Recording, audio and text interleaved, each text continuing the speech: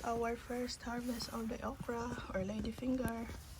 This is ready now. We have two. Yes. Careful, sister. Yep. And then careful. Yes.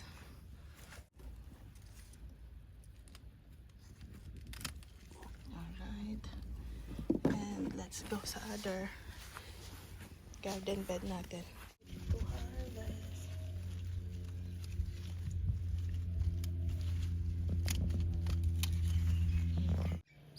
So ito lahat na harvest. 5 okra. Steamed okra yan mamaya. Partneran ng water spinach or kangkong. Kami ay magha-harvest ng kangkong. Third harvest na namin dito. Dito lang siya talaga nakalagay. Oh. Pero alaga to kasi ng fertilizer.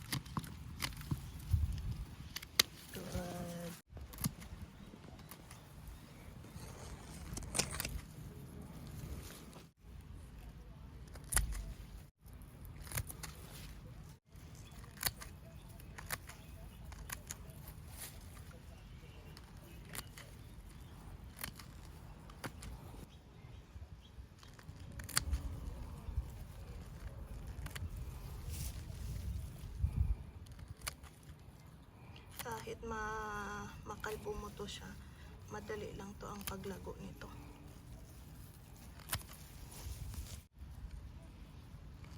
So mga siguro 3 to 5 days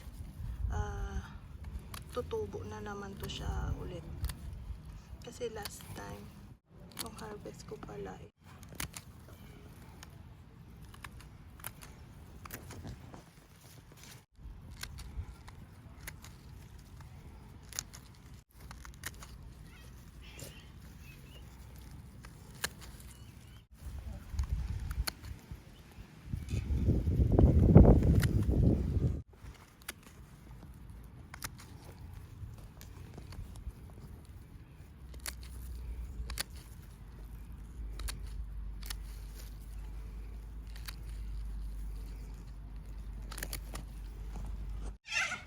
meron pa dun, parang 2 piraso lang yung tanim ko doon. Okay. Oh, ang dami na oh. Pang steam namin to. Steam partnera ng kamatis. Meron pa dito. Pero dito ay yun, isang tanim lang to. Yan lang, pandagdag. Idadagdag to namin sa okra na na-harvest namin kanina. So, ito yung okra natin kanina. Nakaraan na yung hinarvest natin una. Lunch lang natin dito sa boiling water. While hinihintay natin na magkulo yun, magka-harvest muna tayo ng kamatis. Pang partner natin doon. Salad siya.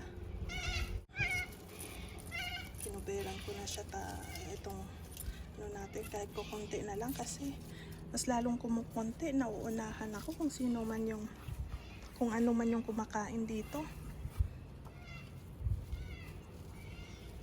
So anuhan din natin. Una sabi ko parang hindi ako takip. Yung iba hinayaan ko na pero mag-share ako sa either possum or daga. Pero parang ang bilis nilang kainin. Ito yung kamatis ko, parang isang buong ano, trust yung nawawala. Isang araw lang, so madami naman na silang nakain. Nahulog yung isa. Ito pala. Nahulog yung isa. Right. Madami naman na silang nakain. So, i-secure ko na yung remaining. Mahal din to sa grocery, ah. Tsaka, napansin ko itong yellow na tomato. Mas matamis siya kaysa sa red na grape tomato na tanim ko din.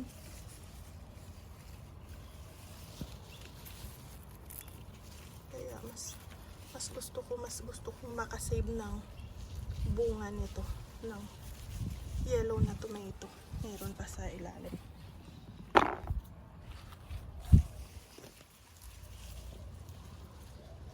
Diba?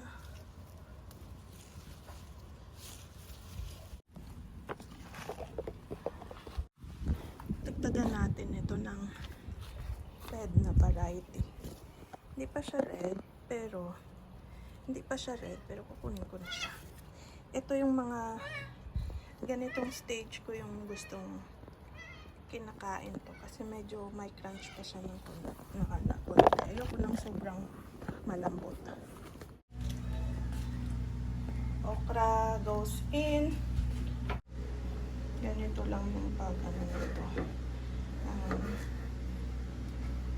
Lagay mo lang ganito pa salad yan.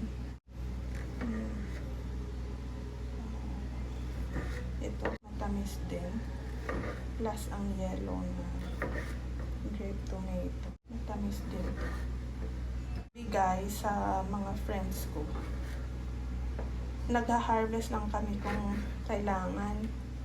Pero kung may bibigyan ako, yun parang sinasabay-sabay ko, hinihintay ko na maraming maghinog tapos isahang harvest. Marami akong tinanim na kamatis.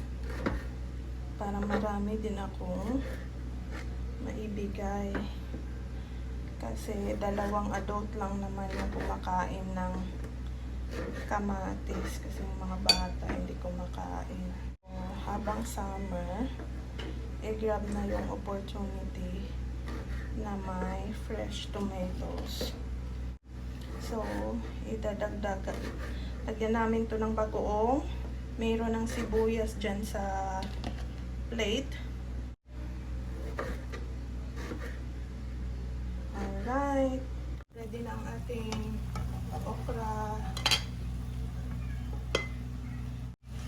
Okay, kangkong. Next. Paluto. Ready na ang ating kangkong. Water. See? Free. Just in the backyard. At ito na yung ating tomato salad, pampagana. Kamatis, bagoong, at saka suka. Mekos-mekos lang to. Mekos-mekos.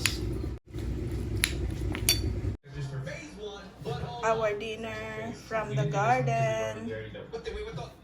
Kain po tayo. Yummy. Yummy na to. We gotta put the computer. I didn't put the computer yet. Or drink.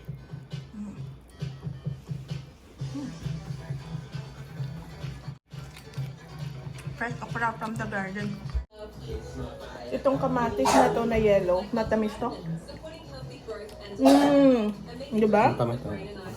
Tamis niya. Kinakain ko doon sa garden dalik na yan. Okra.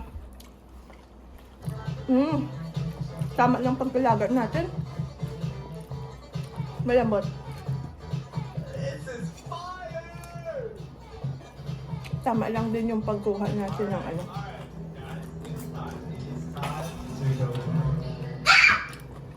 You guys ready? Dangdit. Kangkong, do you want? No.